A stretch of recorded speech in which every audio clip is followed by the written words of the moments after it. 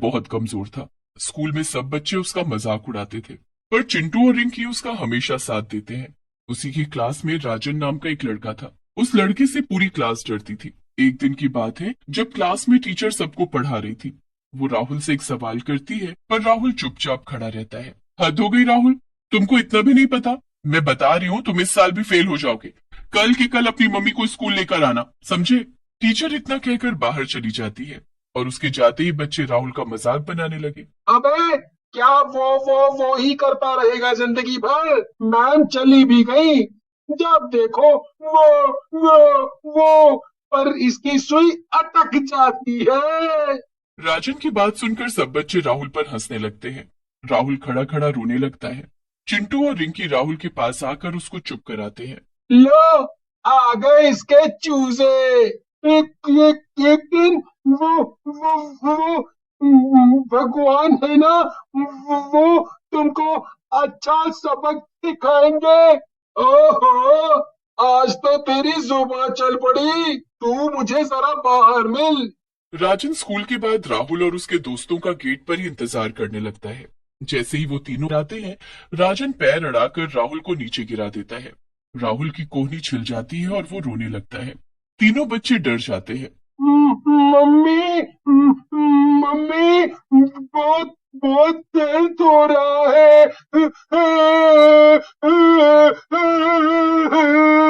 देखा, मुझसे पंगे लेने का नतीजा।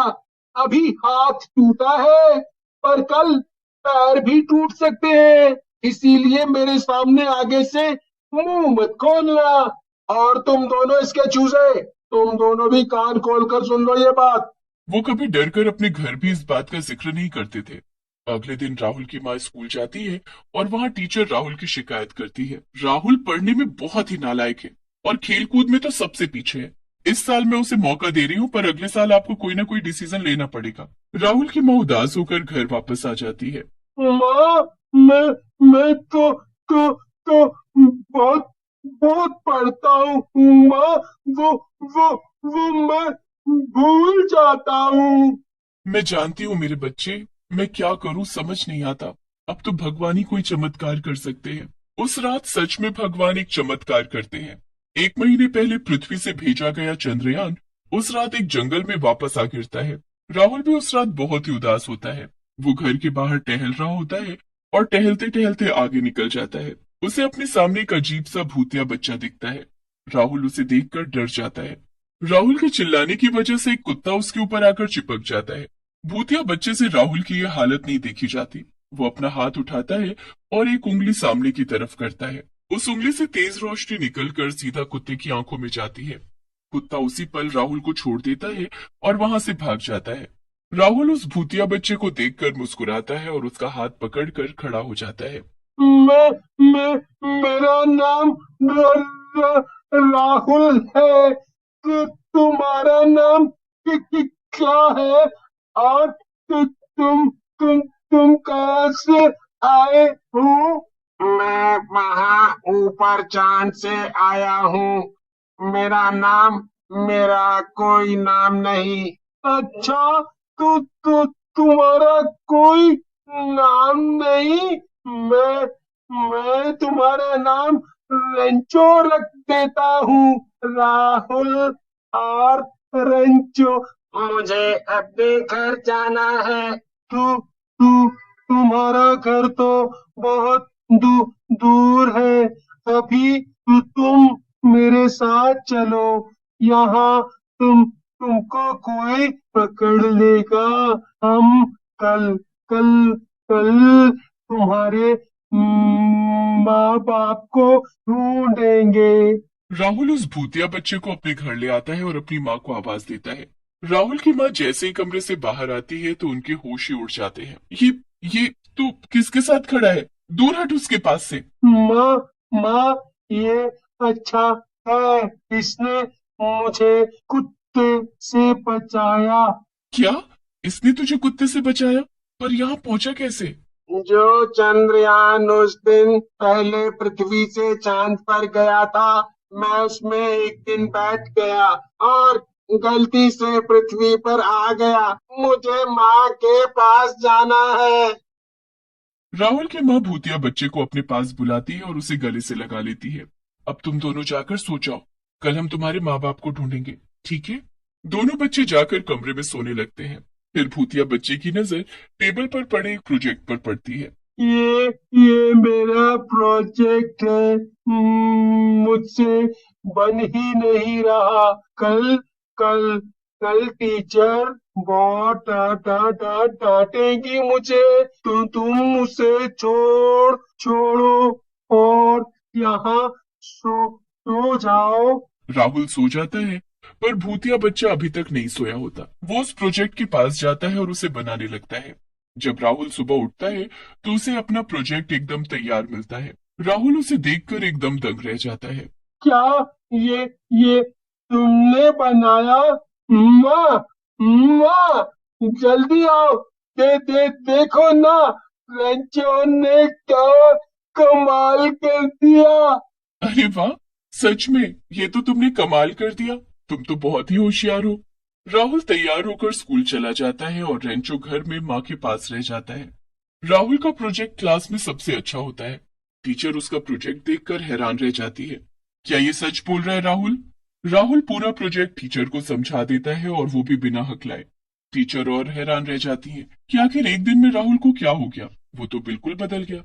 राहुल, तुम अब हकला नहीं रहे, ये कैसे हुआ? खैर, जो भी हुआ अच्छा हुआ। शाबाश, ऐसे ही मेहनत करते जाओ।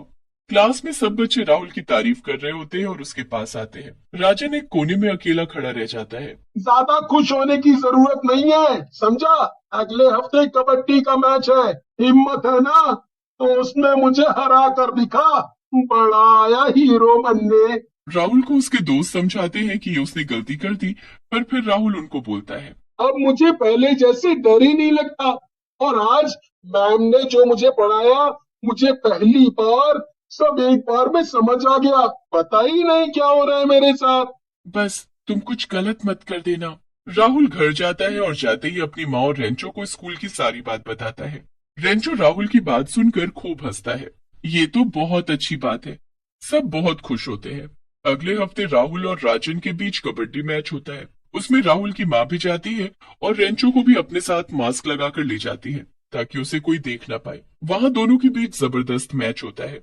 दूर बैठा रेंचो राहुल की पूरी मदद करता है और राहुल मैच जीत जाता है। राहुल पूरे स्कूल का हीरो बन जाता है।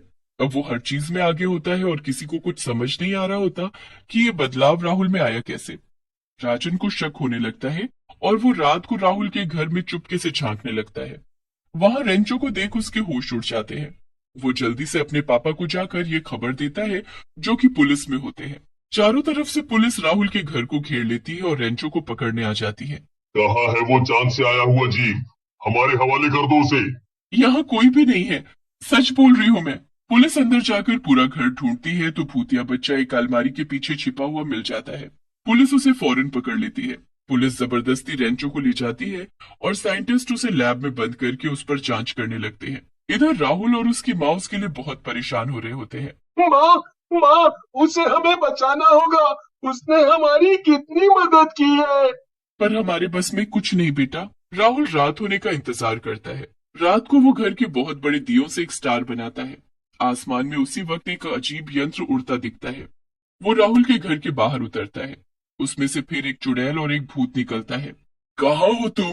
कहाँ हो? देखो हम आ गए। चुड़ैल और भूत को देख राहुल और उसकी माँ समझ जाते हैं कि वो रेंचो के माता पिता हैं। वो दोनों डरते हुए घर के बाहर आते हैं। मैं आपके बेटे का दोस्त हूँ।